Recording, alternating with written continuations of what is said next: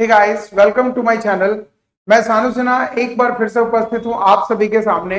आज का जो टॉपिक हम लोगों का पढ़ाने वाले हैं, जिसमें हम लोग क्लास 12 के बीएसटी को स्टार्ट करने वाले हैं, जिसका कि चैप्टर फर्स्ट मैं आज लेकर आया हूं आप सभी के सामने।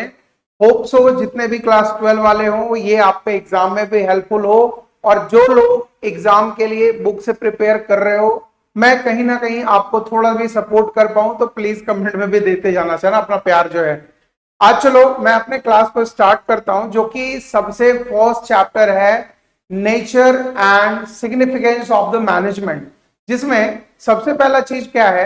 ज्यादा टाइम तो वेस्ट करूंगा नहीं, बहुत दिनों के बाद आया हूं तो थोड़ी बोड़ी बकवास तो हम लोगों की सुननी पड़ती ही है सारे बच्चों को। तो मैं आपसे रिक्वेस्ट ये करना चाहूंगा कि हम लोगों का जो चैप्टर फर्स्ट मैनेजमेंट का हम लोग पढ़ने जा रहे हैं, nature and significance of management, उसका थ्योरेटिकल पार्ट मैं लेकर आया हूं, जिसको बहुत आसान तरीके से शॉर्ट वीडियो वाइज मैं बनाकर डालूंगा, जो कि आपके लिए बहुत ज्यादा हेल्पफुल होने वाला है। क्योंकि जितने भी सीबीएसई के बच्चे हैं उन लोगों का अब कुछ दिनों में ही मिड टर्म होने वाला है स्कूल में। होप सो अगर थोड़ा भी हेल्प हो पाया तो बेस्ट है। अदरवाइज जो लोग ऑफलाइन मेरे बच्चे ज्वाइन करके रखे हैं उन लोगों को जो है ऑफलाइन नोट्स पे मिल रखा है। और होप सो जो हम लोगों का इंस्टीट्यूट का ऐप है उसमें मैं अपना पीडीएफ भी फ्री नोट्स अवेलेबल करा दूंगा। तो जितने भी ऑनलाइन वाले बच्चे अगर देख रहे हैं मेरा वीडियो, तो आप जाके कमेंट में प्लीज मेरे को कर देना मैसेज कि हाँ सर मेरे को भी चाहिए नोट्स। तो मैं जो है आपको लिंक का मतलब हम लोगों का जो ऐप है उसका लिंक मैं फॉरवर्ड कर दूंगा, जिसके तहत आपको फ्री नोट्स अवेलेबल हो जाएगा। ठीक है, तो चलो ज्यादा ना टाइम वेस्ट करते हुए आज के टॉपिक को स्टार्ट करते हैं, जिसका नाम मैंने क्या बताया, nature and significance of the management. देखो बच्चों, सबसे बड़ी बात क्या है ना, कि जहां पर टॉपिक मैनेजमेंट का आता है तो अब आप उतने भी बच्चे नहीं हो कि आपको मैनेजमेंट के बारे में नॉलेज होगा नहीं। बट नॉर्मल तरीके से मैनेजमेंट को बोला क्या जाता है, मैनेजमेंट हमेशा किसी एक गोल ओरिएंटेड चीजों के लिए किया जाता है। जैसे अगर मान लो कि अगर आप मेरा वीडियो ही देख रहे हो तो उसका रीजन क्या है वीडियो देखने का, कि भैया मेरे को एग्जाम में थोड़ा अच्छा नंबर लाना है इसलिए वीडियो देख रहे हो। तो हर एक चीज को आपका एक टारगेट फिक्स किया हुआ है कि मेरा सारा का सारा पढ़ाई जो है वो एग्जाम को पॉइंट ऑफ व्यू में रख के हम लोग करते जा रहे हैं। और बचपन से ही हम ही लोग को क्या होता है कि घर में अगर गेस्ट आ जाते हैं तो अगर एक रूम में, मान लो कि हम छोटे थे तो मेरे को रूम में अगर सुलाया जा रहा है और 2-3 गेस्ट आ गए तो मेरे को कहीं भी उठा के रख दिया जाता था। भैया अगर चाचा के घर में मम्मी जो है अपने ही रूम में जाके सुला लें, जो भी है। जिस तरीके से मैनेजमेंट करके हम लोग अपने गेस्ट को किसी भी तरीके से हार्म नहीं होने देते थे, किसी भी तरीके से प्रॉब्लम में नहीं डालते थे। सेम एज यूजुअल पढ़ाई में भी चीज है, मैनेजमेंट में भी वही चीज बोला जाता है कि मैनेजमेंट एक ऐसा बिजनेस के लिए प्रोसेस होता है जो कि गोल ओरिएंटेड होता है, और उस प्रोसेस को सही तरीके से करने का जो तरीका होता है, दिस इज कॉल्ड मैनेजमेंट। देखो अगर हम खुद से काम कर रहे हैं तो this is not a management. अगर हम, बोला जाता है things getting done by the others is called management. कोई भी काम किसी दूसरे के द्वारा अगर बहुत आसान तरीके से करवा लिया जाए तो दिस इज कॉल्ड मैनेजमेंट, है ना। अब चलो बुकिस बेसिस पर मैं कुछ आपके लिए जो टॉपिक लेके आया हूं उसको भी समझता हूं, और इजिली जो है बहुत ज्यादा टाइम तो मैं नहीं लेता जाऊंगा हर टॉपिक में, बट जितना भी वीडियो होगा प्लीज उसको ध्यान से देखना, और किसी भी तरीके का कोई डाउट हो तो प्लीज यार कमेंट तो जरूर कर देना, जिससे मेरे को भी पता चल पाए कि आपको मेरे से और एक्स्ट्रा क्या चाहिए। चलो तो जो पीडीएफ के बारे में बात कर रहा हूं मैं उस पर चलता हूं, थोड़ा सा पढ़ने का कोशिश करता हूं। What is management. देखो बच्चे, मैनेजमेंट के बारे में क्या दिया हुआ है कि management can be defined as a process of getting the work. ठीक है, किसी भी काम को करने का जब आप गोल ओरिएंटेड टास्क रखते हो, गोल ओरिएंटेड आपका प्रोसेस भी होता है, तो उन सब चीजों के बारे में मैनेजमेंट बोला जाता है। क्या बोला है, getting the work and the task done that the required for achieving the goals for an organization on an efficient and effective manner। मतलब जिस काम को आप करना चाह रहे हो वो पूरी तरीके से इफेक्टिव एंड एफिशिएंट होना चाहिए आपके गोल को लेकर, तो that the work is called your management. And process of management, जब आप किसी भी मैनेजमेंट को, किसी भी वर्क को जब आप कंप्लीट करने जाते हो तो उसके बिहाफ में मैनेजमेंट का अलग अलग प्रोसेस लगता है, जिस बिहाफ पर आप अपने गोल को पूरी तरीके से अचीव कर सकते हो। जिस प्रोसेस में होता क्या है, जो नॉर्मल सा हम लोगों का फंक्शन ऑफ मैनेजमेंट भी है 5 तरीके का। First one is called planning, second one is called organising, third call is staffing, directing and controlling. ये हम लोगों का मैनेजमेंट कहलाता है बच्चा, ठीक है ना। नेक्स्ट आगे देखते हैं जरा कि मैनेजमेंट में ऑब्जेक्टिव क्या होता है। नॉर्मल सा जो मैं बार बार रिपीट कर रहा हूं कि गोल ओरिएंटेड होता है, गोल ओरिएंटेड होता है। मैनेजमेंट का नॉर्मल ऑब्जेक्टिव क्या है, उस ऑब्जेक्टिव को ही अचीव करने के लिए पूरा मैनेजमेंट हम लोग पढ़ते हैं, ठीक है ना। मैनेजमेंट जैसे यहाँ पे बताया, देखो क्या है कि मैनेजमेंट का ऑब्जेक्टिव क्या है भाई, तो ऑब्जेक्टिव भी अलग अलग तरीके से 3 बताया है कि फर्स्ट वन इज कॉल्ड होता है ऑर्गेनाइजेशनल ऑब्जेक्टिव। मतलब जब आप किसी संगठन को, किसी बिजनेस को एस्टैब्लिश करते हो तो उसका अपना एक पर्सनल ऑब्जेक्टिव होता है, जिसको फुलफिल करने के लिए मैनेजमेंट का नीड हमको पड़ता ही पड़ता है। दूसरा है पर्सनल ऑब्जेक्टिव, जब आप किसी बिजनेस को स्टार्ट कर रहे हो तो आपका भी अपना कुछ उद्देश्य होगा। और एक होता है सोशल ऑब्जेक्टिव। सोशल ऑब्जेक्टिव का मतलब क्या है कि आप बिजनेस सिर्फ और सिर्फ बिजनेस को बढ़ाने और अपने पॉकेट में पैसा लगाने के लिए नहीं कर रहे हो, आपको साथ ही साथ सामाजिक चीजों पर भी ध्यान देना पड़ेगा कि आपका बिजनेस जो हो रहा है वो किसी नॉर्मल पर्सन को हार्म ना करे, ठीक है ना। मतलब हम लोग अगर मान लो रोड पे चल रहे हैं, जैसे आप देखते हो कि गवर्नमेंट क्या करता है कि अगर आप किसी भी तरीके से साउंड पॉल्यूशन अगर कर रहे हो, मतलब आप दिन भर अगर रोड पे हॉर्न मार रहे हो, गाड़ी पे चल रहे हो, तो उसके लिए भी फाइन आपको कर देता है। तो हर एक चीज दुनिया में किसी भी चीज को जब किया जाता है तो उन सारे ऑब्जेक्टिव में एक सबसे इंपॉर्टेंट ऑब्जेक्टिव होता है सोशल ऑब्जेक्टिव। जब तक आप किसी लोग को साथ लेकर नहीं चलोगे तब तक मैनेजमेंट का जो गोल है, जो आपके व्यवसाय का जो मेन उद्देश्य है, वो कभी भी पूरा हो ही नहीं सकता। Is it done? देखो यहां पर जैसे ऑर्गेनाइजेशनल ऑब्जेक्टिव में क्या है, सर्वाइवल। आप अपने बिजनेस को चलाने के लिए क्या करना चाहते हो भैया, आपका प्रॉफिट क्या होना चाहिए, आपका ग्रोथ कैसे होगा, वो बिजनेस का ऑर्गेनाइजेशनल ऑब्जेक्टिव होता है। And second one is called personal objective. Personal objective में क्या है कि मेनली आप अपने बिजनेस के जितने भी सारे एम्प्लॉय हैं उनके बारे में क्या क्या थिंक आउट करते हो। जैसे फर्स्ट है रिलेटेड टू एम्प्लॉइज, आप जो है एम्प्लॉय के बारे में क्या सोचते हो, किस तरीके से उनको बोनस देते हो, किस तरीके से उनको प्रॉफिट का हिस्सा देते हो, आप उनसे कितना ज्यादा काम निकलवा सकते हो, वो सारा का सारा चीज आपका पर्सनल ऑब्जेक्टिव में आता है। नेक्स्ट वन इज कॉल्ड है financial and social higher level needs. मतलब क्या है कि किसी भी तरीके से व्यवसायिक या वित्तीय, दैट इज फाइनेंशियल या फिर सर्विस बेसिस पर आपको क्या क्या चीजों का जरूरत है, वो आपका पर्सनल ऑब्जेक्टिव बताएगा। And next last one is जो हम बताएं कि मोस्ट इंपॉर्टेंट है सोशल ऑब्जेक्टिव। इसमें क्या है, creation of benefit of the society. मतलब जो भी हम काम कर रहे हैं, जो भी मेरा मैनेजमेंट के थ्रू अपना बिजनेस में गोल अचीव हम कर रहे हैं, उसका मेन ऑब्जेक्टिव ये भी होगा कि भैया हम अपने सोसाइटी को किस तरीके से बेनिफिट पहुंचा रहे हैं। Next, supply of goods, quality products and eco friendly method production. आप देखते होंगे कि आजकल नॉर्मल आप लोगों के सिटी में प्लास्टिक को बैन कर दिया गया है। प्लास्टिक को बैन करने का मेन रीजन क्या है, अब समोसा लेने जाते हैं तो अच्छा रहता है कि पेपर वाले बैग में देता है, थोड़ा बहुत तेल भी वही सोख लेता है पेपर, है ना। पहले क्या था, पूरा प्लास्टिक में तेल के साथ हम लोगों को खाना पड़ता था, तो वो तो चलो अलग चीज है। बट सबसे बड़ा चीज क्या है कि प्लास्टिक को कभी भी मतलब बोल सकते हैं डिस्ट्रॉय नहीं किया जा सकता है, ठीक है ना, पूरी तरीके से डिस्ट्रॉयबल नहीं होता प्लास्टिक, इसलिए गवर्नमेंट खुद ही प्लास्टिक को बैन कर दिया। अब रीजन समझो भैया, बात ऐसा है ना कि अगर प्लास्टिक को बैन नहीं करेगा गवर्नमेंट तो उससे सोशल प्रॉब्लम आएगा बहुत ज्यादा, हम लोगों को बीमारी बहुत ज्यादा होगा, जिससे गवर्नमेंट इन सब चीजों से बचना चाहता है। और जितनी भी बड़ी बड़ी कंपनियां हैं, बहुत बहुत बड़ी बड़ी मैनेजमेंट है, इन सब चीजों को इको फ्रेंडली बेसिस पर वो सब काम करता है, ठीक है ना। ये हम लोगों को देखने वाला चीज है। जैसे यहाँ पर देखो बताया, ये चीज जो अभी हम बता रहे हैं यहाँ पर भी वही है कि ऑब्जेक्टिव ऑफ मैनेजमेंट क्या है भाई, Objective are the ends towards which that the activity of an organization are directed. The managerial objective of an organization can be classified into three major categories. First one is called organizational, second one is called social, and third one is called personal objective. This is called the management objective. जब आप किसी भी काम को fulfil करने जाते हो तो इन तीनों चीजों को most important part of objective of management मानना पड़ेगा आपको. Is that clear? Hope so. Next, अब ऑर्गेनाइजेशनल ऑब्जेक्टिव जो मैंने अभी आपको बताया उसी को पॉइंट टू पॉइंट हम लोग पहले समझ लेते हैं. First one is what?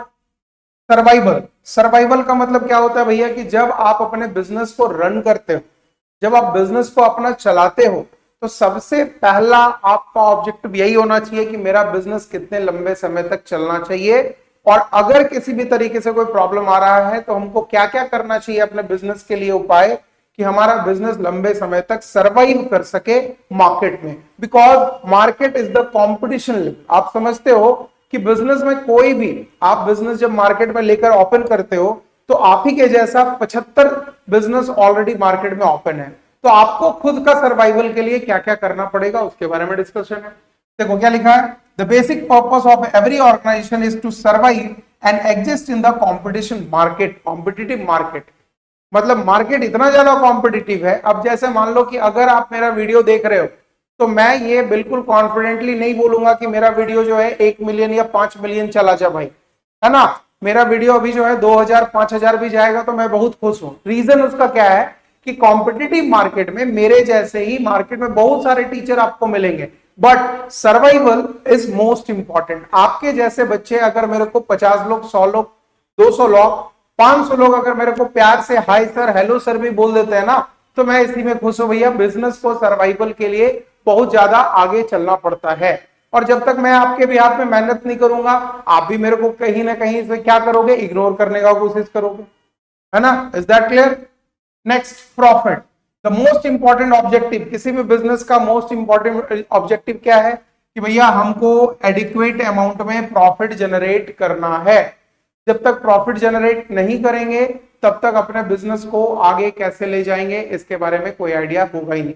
तो ऑर्गेनाइजेशन का ये सब ऑब्जेक्टिव है कि भैया मेरा काम है पहले सरवाइव करना, दूसरा प्रॉफिट कमाना, तीसरा ग्रोथ. हर एक बिजनेस को आपको पता होगा कि दुनिया का जितना भी बिजनेस है वो अपना आपको हमेशा क्या सोचता है कि मेरा बिजनेस ग्रो भी करे और साथ ही साथ हम अपने बिजनेस को एक्सपेंड करें, मतलब दूसरे जगह तक अपने सेंटर को ओपन कर सके. मैं जो है ऑनलाइन में आपको पढ़ा रहा हूं उसका रीजन क्या है कि मैं भी कहीं ना कहीं ग्रो करना चाह रहा हूं, आपके साथ एक्सपेंड करना चाह रहा हूं कि जितने ऑफलाइन में मान लो मेरे पास जो 200 400 500 जितने बच्चे हैं उसके अलावा मैं आपके तक कैसे पहुंचूं. तो ग्रो करने का तो हर एक लोग सोचता ही है भाई. ये आपका ऑर्गेनाइजेशनल ऑब्जेक्टिव है बिजनेस का. सेकेंड वन इज व्हाट, जो मैंने बात किया था सोशल ऑब्जेक्टिव.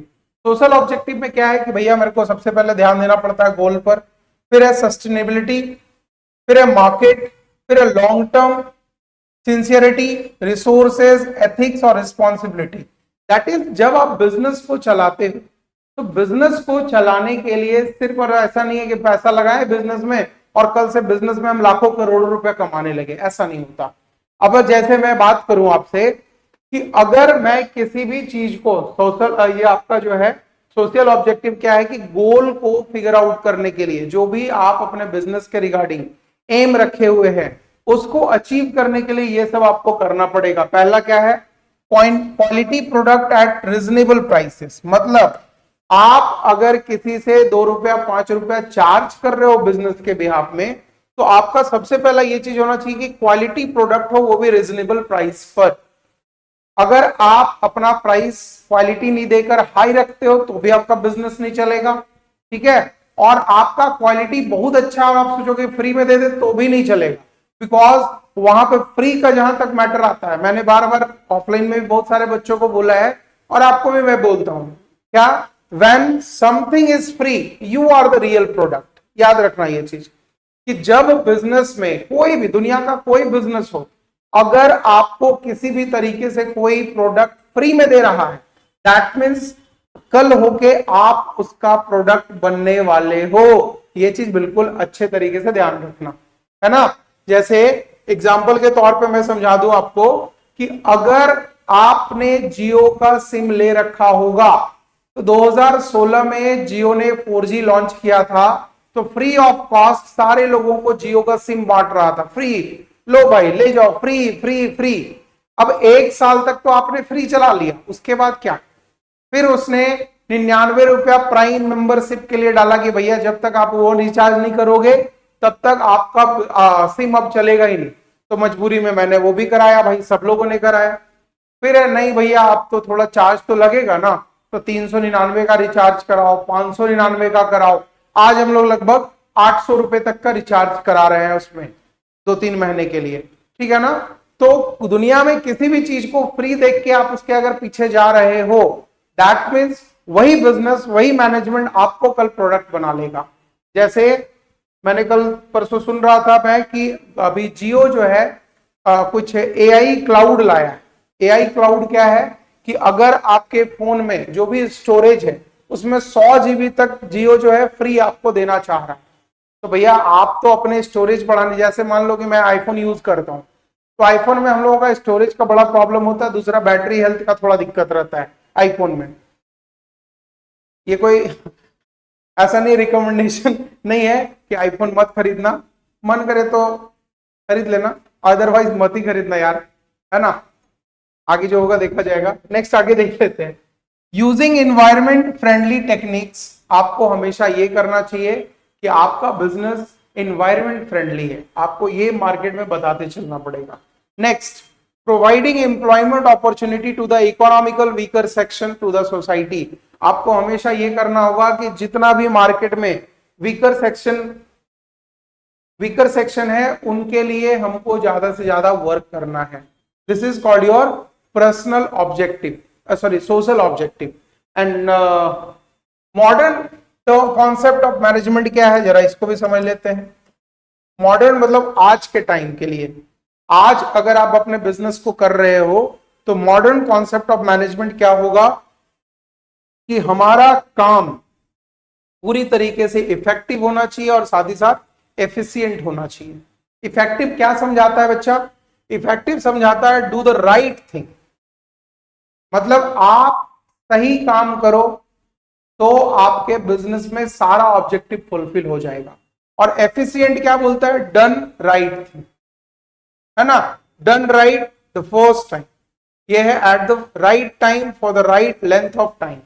ये चीज हम लोगों का इफेक्टिव और इफेक्टिवनेस कहलाता है। जैसे ये प्रोडक्टिव होता है इफेक्टिव, और दूसरा एफिशिएंट क्या होता है, बिजी होता है। मतलब अपने आप को आप एफिशिएंटली और इफेक्टिव बना लोगे तो मैनेजमेंट का कोई भी काम बड़ा इजी तरीके से कर सकते हो, जिसको लेकर यहाँ पे बताया है कि ये क्या है भैया, पहला प्रोसेस है, दूसरा इफेक्टिवनेस है और तीसरा एफिशिएंसी है। प्रोसेस क्या होता है बिजनेस में कि मैनेजमेंट एक ऐसा प्रोसेस होता है because it perform series of function to get the things done. मतलब भैया बात ऐसा है कि अगर हमको कोई भी काम करना होगा तो एक प्रोसेस से गुजरेंगे ना। आज मान लो अगर हमको अपने एक मोटरसाइकिल का लाइसेंस बनवाना है तो उसका प्रोसेस है कि भैया पहले जो है मैं क्या करूंगा, एक फॉर्म फिलअप करूंगा, फॉर्म फिलअप करने के बाद लर्निंग लाइसेंस मेरे को मिलेगा तो मैं जाके पहले एक महीने लर्न करूंगा, किसी से सीखूंगा कि बाइक चलाओ, मेरे को कार सिखाओ। उसके बाद एक लर्निंग टेस्ट होता है, उस टेस्ट को पास जब करूंगा तब मेरे को लर्निंग लाइसेंस मिलेगा। अदरवाइज बहुत लोग तो जाके कमेंट में लिख देगा, सर मेरे भैया का मेरे चाचा का सेटिंग है, टेंशन नहीं लेना है, 500 रुपए एक्स्ट्रा देते हैं सर, लाइसेंस घर आके पहुंचा के जाता है। तो भैया आप रहते हो इंडिया में इंडिया में दुनिया का हर एक चीज का जुगाड़ है, ठीक है, हम लोग जुगाड़ू देश हैं, मैं भी मानता हूं। नेक्स्ट आगे देखो, ये फीचर और कैरेक्टरिस्टिक ऑफ मैनेजमेंट क्या क्या है। पहला सबसे पहला चीज बात करते हैं जो शुरू से हम लोग डिस्कस कर रहे हैं इस पर कि मैनेजमेंट क्या होता है बच्चा। Management is a goal oriented process. Sir management एक ऐसा चीज होता है जिसका मेन मोटिव होता है कि अलग अलग प्रोसेस से गुजरकर हम अपने गोल को पूरी तरीके से अचीव कर पाए। Is that clear. First management का फंक्शन ये, फीचर्स ये। सेकंड है management is all pervasive. Management is all pervasive का मतलब क्या है कि मैनेजमेंट ऐसा होता ही नहीं है कि किसी एक बिजनेस के लिए करे। जैसे आप पान का गुमटी खोलो चाहे ताज होटल खोलो, दुनिया के हर एक बिजनेस के लिए आपको मैनेजमेंट का नीड पड़ेगा ही पड़ेगा। जो चना बेचने वाला रोड पे चलता है ना, उसको भी पता है कि हम किस एरिया में जाएंगे। फुचका वाला जो जाता है, आप देखते होंगे कि फुचका वाला एक पर्टिकुलर एरिया में जाके अपना स्टॉल लगाता है। उसका रीजन क्या है कि उसको सबसे पहला पता है कि वहां के आसपास के लोग उसको पहचानने लगे कि भैया यही इस मोहल्ले में आता है बेचने के लिए। दूसरा कोई आएगा तो हो सकता है उससे लोग बोले ये अच्छा नहीं खिलाता हो, बात अलग है। लेकिन मैनेजमेंट करना उसको भी आता है कि हमको शाम में जब ले जाना है फुचका तो कितने रुपए का ले जाना है जिससे गोलगप्पा मार्केट में पूरा का पूरा हम सेल आउट करके आ जाए। खुदा ना खास्ता कभी ऐसा प्रॉब्लम होता है भाई कि अगर उनका कम बिके तो फिर नेक्स्ट डे उसको देखा जाएगा क्या करना है ना। देखो इसमें जैसे बताया कि मैनेजमेंट क्या है, common to all organisation whether economic social political. मतलब दुनिया का कोई भी बिजनेस हो, किसी भी तरीके से, आप ऑनलाइन प्लेटफॉर्म पे हो, आप ऑफलाइन प्लेटफॉर्म पे हो, आप रोड पे पैदल चल रहे हो, उसके लिए भी मैनेजमेंट का नीड है।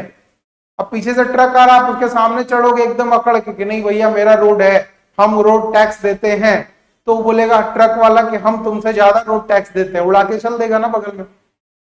ठीक है तो इस चीज को ध्यान रखना। Next, management is multi dimensional.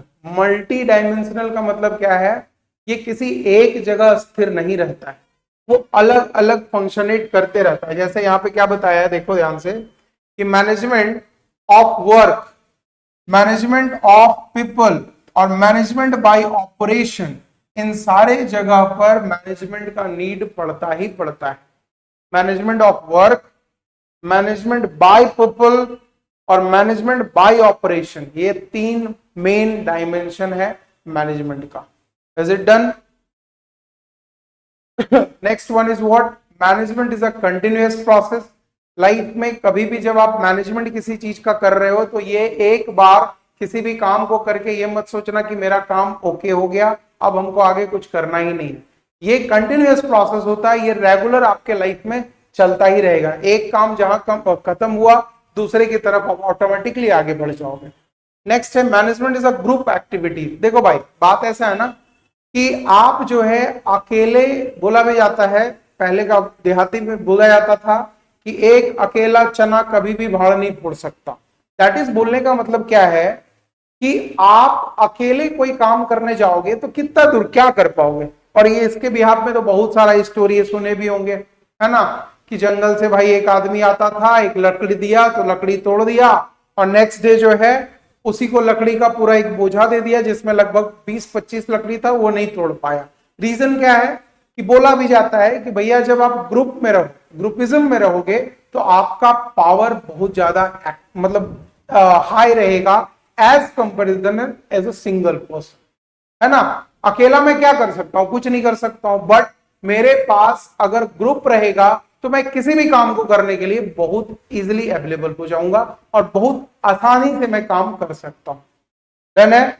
Next, management is the dynamic function. Dynamic function क्या है कि it has adopt itself to changing external environment के बेसिस पर। मतलब मैनेजमेंट ऐसा कुछ नहीं है कि एक बार मैंने जो पढ़ लिया है उसी के बेसिस पर साइंस जैसा सारा का सारा फॉर्मूला लगा के आगे आंसर बनाएंगे, ऐसा कुछ नहीं है। ये डायनेमिक नेचर फंक्शन होता है। डे टू डे लाइफ में अलग अलग बिजनेस के बेसिस पर मैनेजमेंट का फंक्शन भी बदलता चला जाता है। ठीक है ना। आप घर में अगर खाना खाते हो और होटल में, रेस्टोरेंट में खाना खाते हो, आप ध्यान से देखना कि आपका खाना खाने का तरीका ही बदल जाता है ना। लेकिन जैसे एक एग्जांपल भी बोला जाता है कि घर में अगर गलती से चावल खा रहे हैं, रोटी खा रहे हैं, एक बाल मिल गया तो उठा के फेंक देते हैं या मम्मी से पूछते हैं, मम्मी बोली गलती से गिर गया होगा, उठा के फेंक दिया और खा लिए खाना। वही गलती से एक हेयर का टुकड़ा, बाल जो है, अगर रेस्टोरेंट में किसी के खाने में चला जाए तो आप कितना बवाल करते हो, आप सोच कर देखो। रीजन क्या है, मैनेजमेंट प्रोसेस। आपको पता है कि घर में जो है इसके बिहाफ में कुछ अलग नहीं किया जा सकता है, आप उसके अगेंस्ट कुछ नहीं बोल सकते हो, बट वही सेम चीज, उतना ही खाना आप अगर रेस्टोरेंट में खाते हो जिसके लिए आप पे कर रहे हो, है ना। आप जब पे कर रहे हो तो आप वहां अपना राइट दिखाते हो कि भैया मेरे को ऐसा नहीं चाहिए, इसके बिहाफ में दूसरा चाहिए। तो मैनेजमेंट भी इसी तरीके से हर एक टाइम पर अलग अलग तरीके से बदलता चला जाता है अकॉर्डिंग टू देयर एनवायरमेंट, है ना। Next, management is N intangible force. ये तो माना गया है भाई कि मैनेजमेंट तो दिख नहीं सकता, कि हम अपने किसी भी काम को, अभी मैं जब ये वीडियो रिकॉर्ड कर रहा हूं तो कितने टाइम पर रिकॉर्ड कर रहा हूं, किस तरीके से अपने स्पेस को ब्लैंक करके, अपने क्लासेस को, अपने ऑफिस को मैनेज करके ये रिकॉर्ड कर रहा हूं, ये आपको तो नहीं पता चलेगा उधर से बैठा हुआ।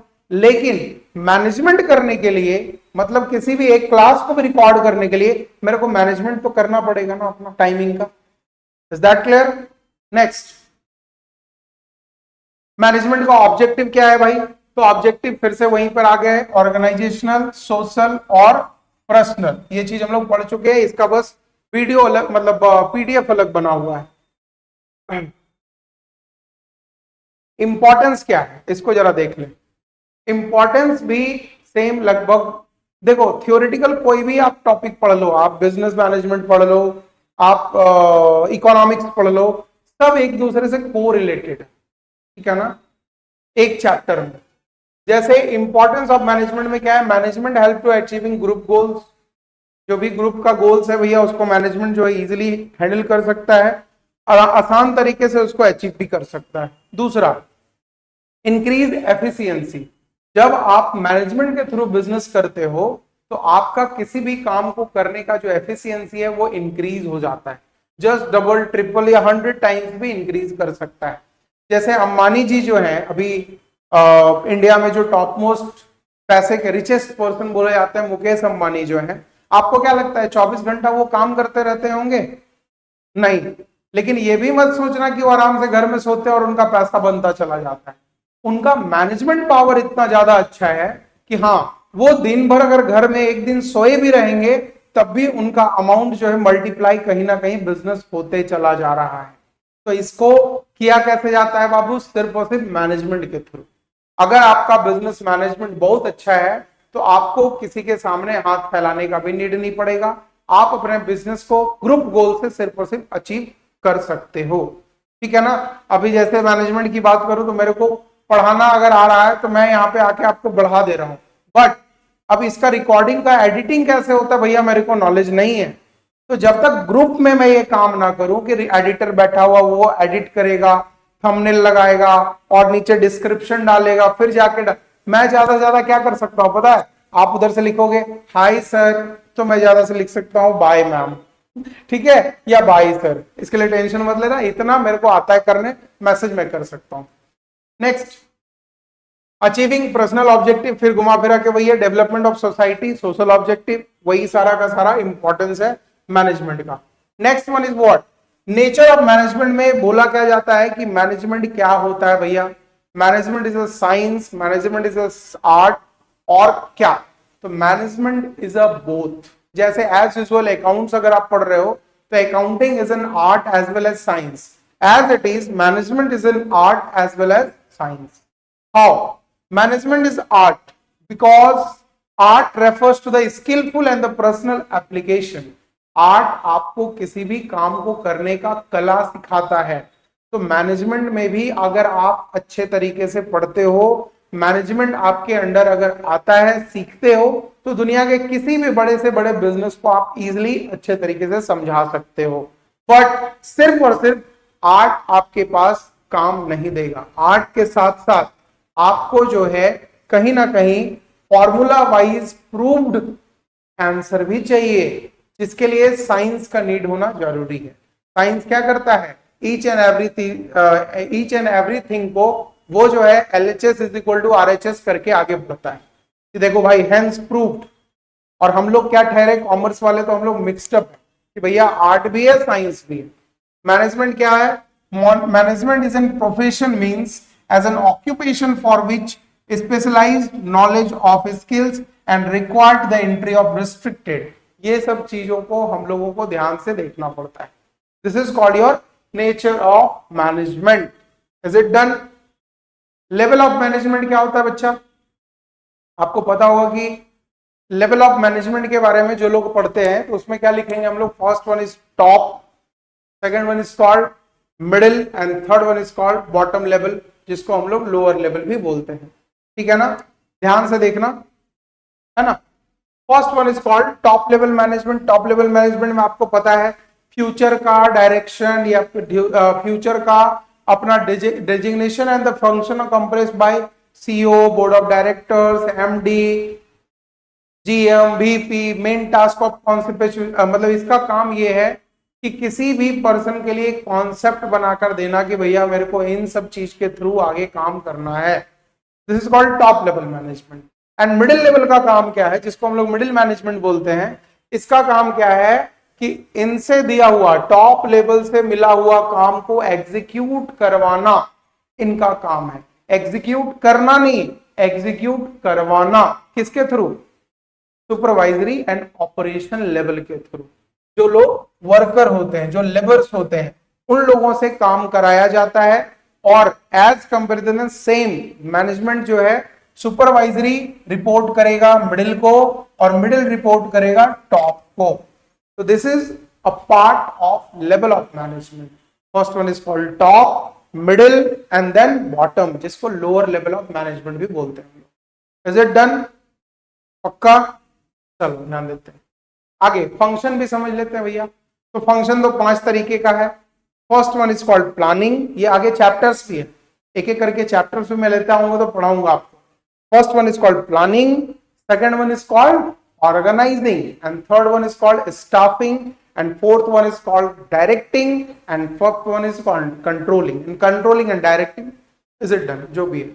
First one is called planning, organising, staffing, directing and controlling. ये 5 तरीके का मैनेजमेंट को फंक्शन है। इसी फंक्शन से मैनेजमेंट को आप इजीली अच्छे तरीके से चला सकते हो। दुनिया में किसी भी काम को करने के लिए, जैसे अगर आप 12th पढ़ रहे हो, आपका 2, 4, 5 महीने में आपका बोर्ड्स आने वाला है, तो आज ही से आप उसके बिहाफ में प्लान करना स्टार्ट करोगे। ठीक है, आज ही से आप उसके बारे में प्लान करना स्टार्ट करोगे कि भैया मेरे को इन फ्यूचर करना क्या, कैसे अपने एग्जाम को पूरी तरीके से हमको क्वालिफाई करना। तो उसके लिए प्लानिंग करना काम है। प्लानिंग करने के बिहाफ में आपको दूसरा क्या चीज, ऑर्गेनाइज भी करना पड़ेगा। और उसी का प्रोसेस है जो कि चैप्टर वाइज में एक एक करके बताऊंगा। First one is called planning, फिर से मैं बता रहा हूं। First one is called planning, and second one is called organising, and third one is called staffing, and fourth one is called directing, and fifth one is called controlling. ये 5 जो है हम लोगों का फंक्शन ऑफ मैनेजमेंट है। Hope so मैं जो है आज का क्लासेस में थोड़ा बहुत आपको थ्योरी समझा पाया होगा। अगर ज्यादा बोर लगेगा तो मेरे को मैसेज करना, 2-4 चुटकुला भी बताऊंगा बीच में, है ना। लेकिन ज्यादा चुटकुले पे नहीं चढ़ना है, एग्जाम है, पढ़ना भी है, ठीक है ना। तो अभी के लिए थैंक यू बच्चा। आप लोग मेरे सारे के सारे बच्चे हो, अलग बात है बायोलॉजिकल नहीं, बट हो भाई, मेरे छोटे भाई बहन हो तो हो, इसके लिए टेंशन मत लेना। और बहुत जल्द जो है मैं नेक्स्ट वीडियो के साथ मिलता हूँ बाबू, ठीक है। तब तक के लिए थैंक यू। और जिनको भी ये वीडियो पसंद आया हो प्लीज अपने दोस्त तक फॉरवर्ड कर देना यार। चैनल पे नए हो तो प्लीज सब्सक्राइब करना, और अगर मन करे तो इंस्टाग्राम पे आके फॉलो भी करना। चलो थैंक यू, बाय।